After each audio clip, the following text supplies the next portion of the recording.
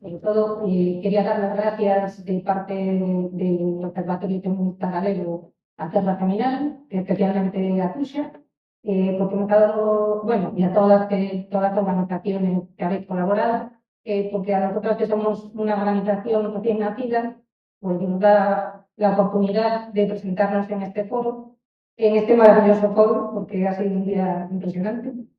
Y bueno, nuestra presentación, pero no.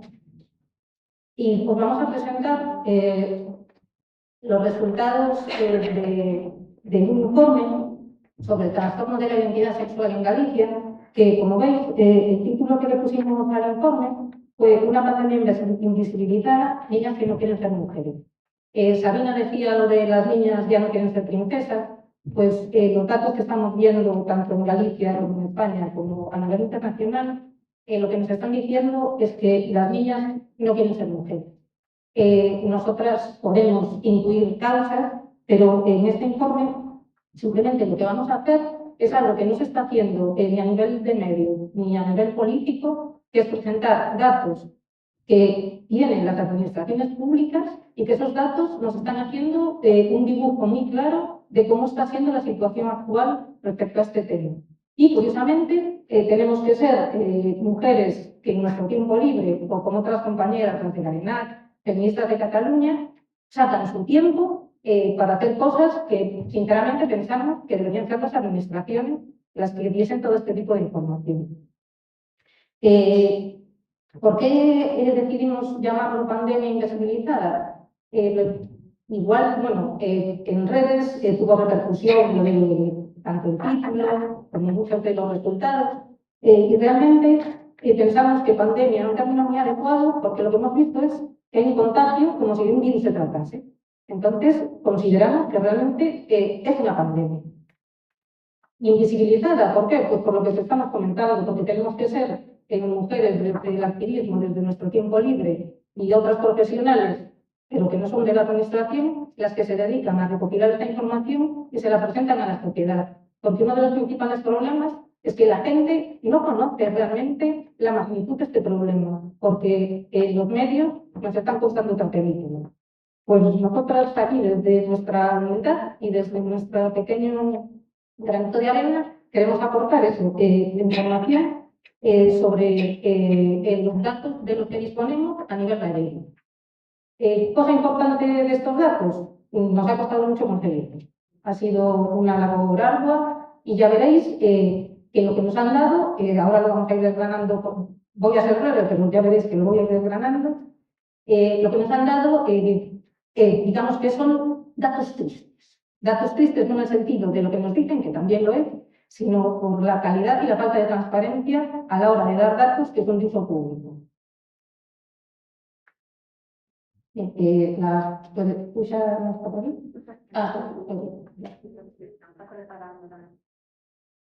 Bueno, si no, mientras nos voy presentando, somos el Observatorio Feminista Galego, somos una asociación, como ya digo, recién nacida, pero hoy tenemos el ego muy subido, porque resulta que no nos conoce nadie, pero escriben desde Arenas poniendo en el correo que estemos nosotras aquí en el grupo de cartera. Así que nosotros fuimos muy bien contestados. Hay una cosa de presentación que la gente el objetivo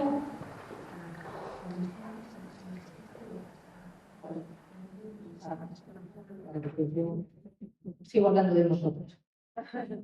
Realmente el objetivo por el que surgimos, bueno, se lo agradecemos sobre todo a nuestra presidenta, que fue la que nos movió a las demás, y realmente salió esta organización que tiene un ánimo de investigación.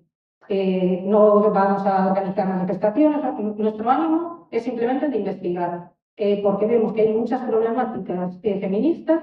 Nosotros nos suscribimos al ámbito gallego, pero que hay muchas problemáticas feministas de las que si se dispusiese de los datos y se pudiese analizar, la sociedad podría ver realmente la magnitud de los problemas, pero no hay nadie que se ponga a recopilar y analizar esos datos. Lo que queríamos Pero no escucha antes, perdón. ¿Dónde se da?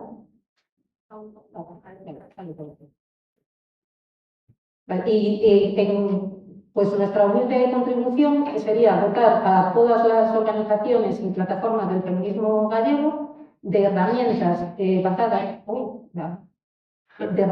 basadas en el análisis de datos objetivos para que os sirvan para debatir, rebatir y argumentar, porque muchas veces, claro, hay esta falta, primero falta de tiempo para recopilar toda esa información y después hay también una falta de análisis. Pues ese creo que es principalmente el objetivo por el que surge esta asociación.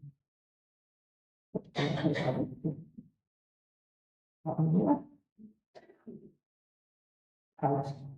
Bien, entonces voy a empezar un poquito, os voy a hablar de los resultados principales del informe. Con este informe ya os hemos pasado unas hojitas por si queréis verlo en profundidad.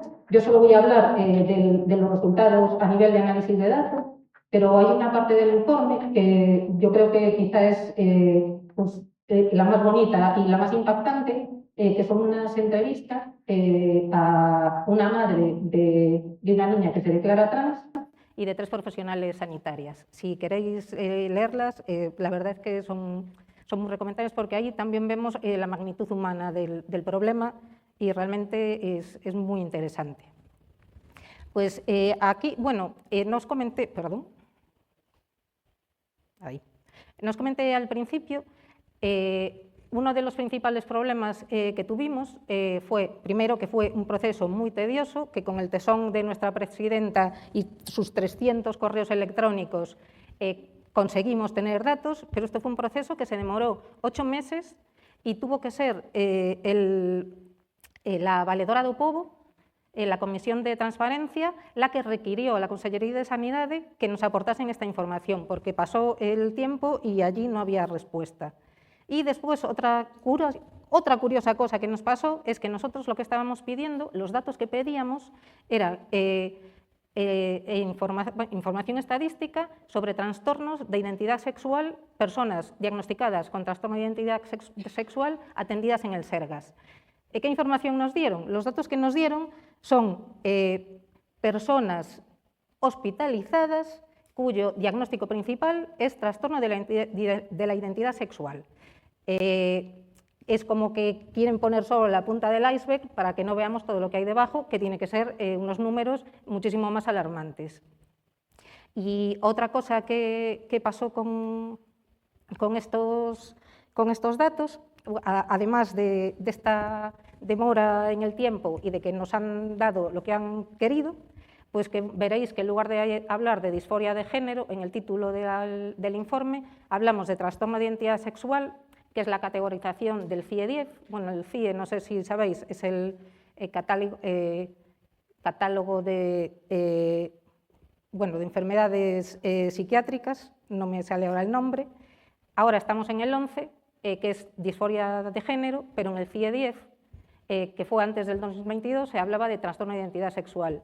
En la Consellería de Sanidade siguen manteniendo en 2024 pues la nomenclatura que había previa al 2022 y es la que estamos utilizando nosotras.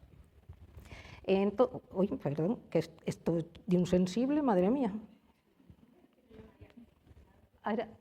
No, le doy yo... Ah, no va. Al anterior. Vale, pues aquí tenemos los resultados de las altas hospitalarias a estas personas diagnosticadas de trastorno de identidad sexual entre 2016 y 2024 en Galicia.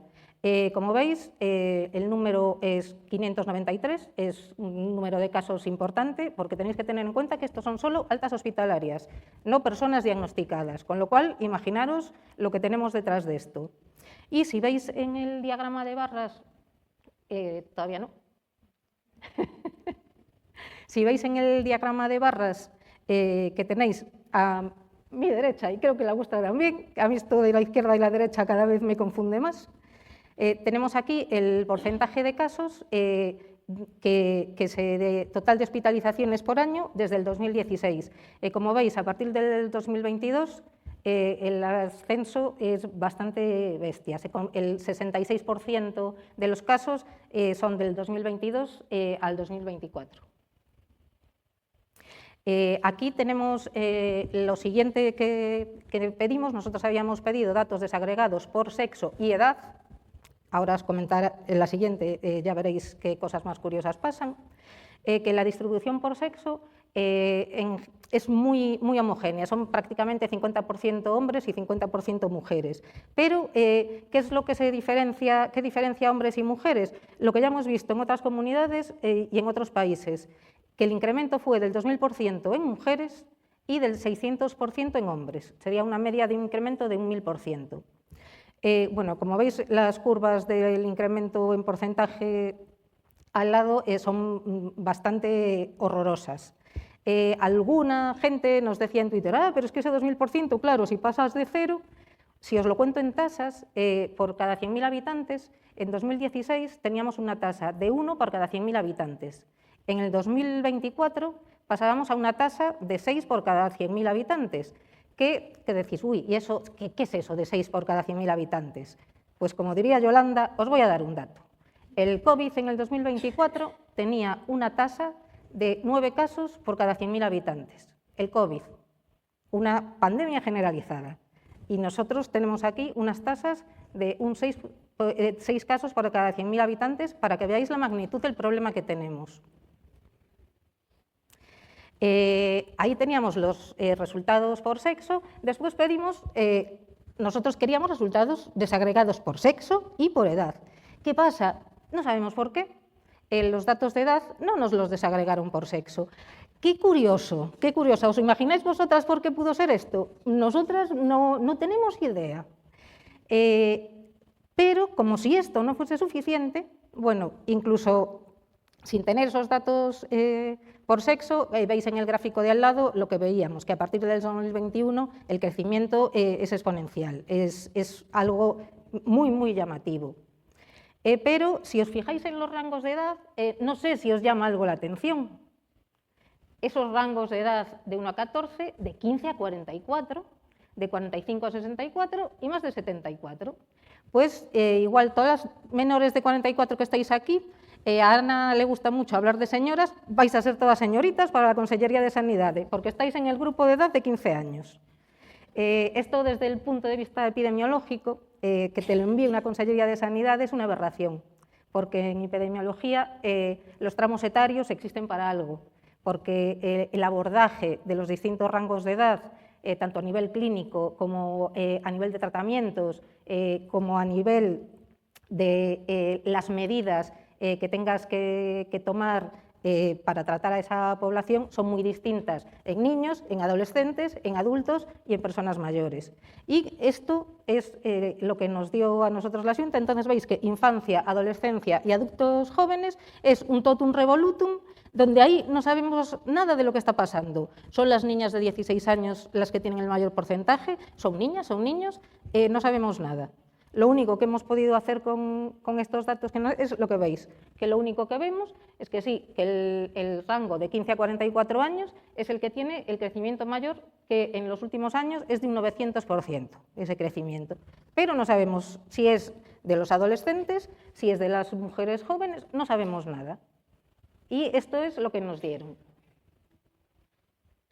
Despois aquí tendríamos el porcentaje de casos en las 7 áreas sanitarias galegas. Esta diapositiva se la tenemos que agradecer a la prensa gallega, porque nosotras no la teníamos en el informe, pero la prensa lo que sí que nos empezaba, se pusieron en contacto con nosotras a raíz de sacar el informe, pero ellos querían a ver qué pasa exactamente en mi comarca, porque como era prensa local, pues ellos querían conocer los datos a nivel comarca. No son datos que nos puedan sorprender a nadie, porque al final las comarcas con mayor población son las que mayor porcentaje de casos tienen.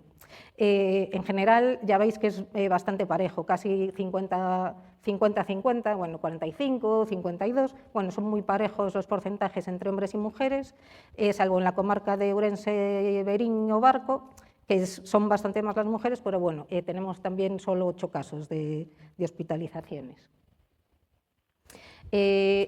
Con esto, a nivel gallego, vosotros estáis viendo los datos, son unos datos que yo creo que los ve cualquiera y le llama la atención y le están diciendo aquí hay un problema, que parece que nadie quiere ver, pero la narrativa dominante en los medios, tanto nacionales como gallegos, son relatos muy emotivos.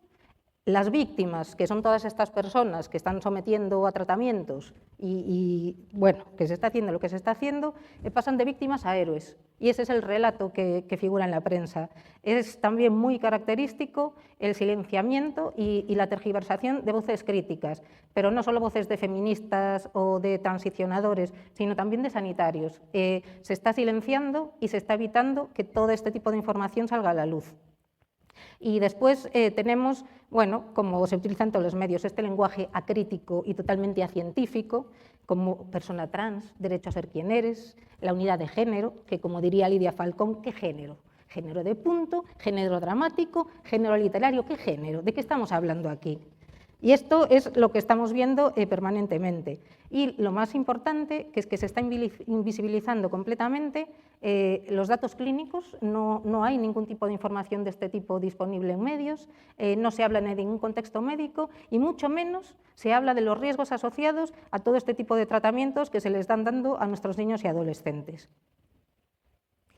En la difusión del informe sí que podemos decir que hemos tenido, bueno, para ser tan pequeñitas y que no nos conociese nadie, hemos tenido bastante repercusión a nivel gallego, y eso también te hace ver que es que realmente a lo mejor sí que hay un interés en tener disposición de datos reales, con un análisis objetivo y lo más riguroso posible, para ver realmente la magnitud del problema. Entonces sí que se ve que ese interés lo hay, porque ya os digo que, bueno, de 4 medios o 5 medios gallegos nos sacaron en prensa, The Objective nos sacó a nivel nacional, lo de Objective fue un poco trampa, porque nos hizo también una entrevista, nosotras no habíamos sacado todavía el informe, y ellos sacaron la entrevista cuando les dio la gana, porque le venía muy bien como arma arrojadiza a su amigo Pedro Sánchez, y entonces nosotras aún no habíamos ni sacado el informe, pero bueno, por lo menos nos sacaron en prensa. En principio lo que también pudimos constatar en la prensa es que respetaban bastante la terminología que habíamos utilizado nosotras en el informe. Aquí no se pusieron con el lenguaje científico, sino que incluso en los titulares respetaron bastante ese enfoque que le estábamos dando nosotras, aunque a lo mejor al día siguiente, como se acercaba el día de la visibilidad trans o de cualquier otra cosa, ya se iban a ese relato emotivo y ya se olvidaban el dato y pasaban al relato. Pero por lo menos sí que mantuvieron bueno, pues bastante coherencia con el enfoque que estábamos dando nosotras. Y ya para finalizar, las principales conclusiones que hemos podido sacar de este análisis, aparte de ese análisis cuantitativo que habéis visto, bueno, ahí tenemos más en el informe, pero esto nos pareció como lo más llamativo y lo más relevante, es que la prensa está moldeando el discurso social sobre esta problemática. Hay datos, ahora tenemos datos aquí, hay datos en Cataluña, hay datos en Navarra, esos datos están a disposición de todo el mundo porque los informes son libres. Pero la prensa parece ser que no tiene mucho interés en cambiar su discurso, entonces la sociedad no se entera de lo que está pasando. Y en Galicia no es distinto, la narrativa que predomina es la narrativa ideológica predominante. De momento no se ve mucho la luz. Tenga el color que tenga el medio, aquí no hay distingos, todos están haciendo exactamente lo mismo. Y este aumento de casos, que realmente ya veis que tiene magnitud de pandemia, es una barbaridad el incremento tan salvaje que nosotras no lo hemos podido ver porque no hemos podido desagregar por sexo y edad, pero por ejemplo en el informe en Cataluña sí que lo tienen, y el aumento en niñas de 14 a 16 a 17 años es terrorífico. Y nuestros políticos y nuestros medios no se están preocupando de ir a la raíz de este problema porque es un problema muy grave. No hay otra patología, sí, los virus, y ya veis lo que nos pasó, nos encerraron en casa, pero aquí parece que las niñas no le importan a nadie. Y entonces consideramos que, bueno, ya lo han dicho muchas compañeras, que hace falta un debate plural, riguroso y científico especialmente centrado en la infancia y la adolescencia, y en el que los políticos también participen, porque este es, yo creo, y creemos todas, que es un tema de interés general. Y como os dije que íbamos a ser muy breves, muchas gracias.